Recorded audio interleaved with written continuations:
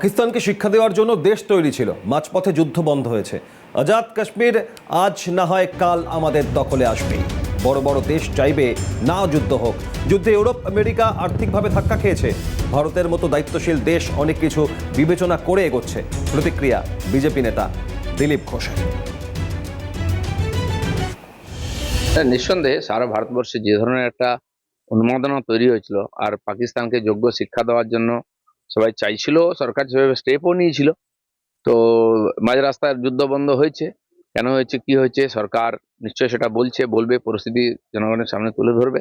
কিন্তু জনতা এখনো চায় যে এই না রহেগা বাঁশ না বাজেগি বাঁশুরি, এরকমই স্টেপ নেওয়া উচিত। বিশেষ করে আজাদ কাশ্মীর যেটা, সেটা তো আমাদের কবজাতে আসা উচিত আর আসবে, আজ হোক কাল হোক।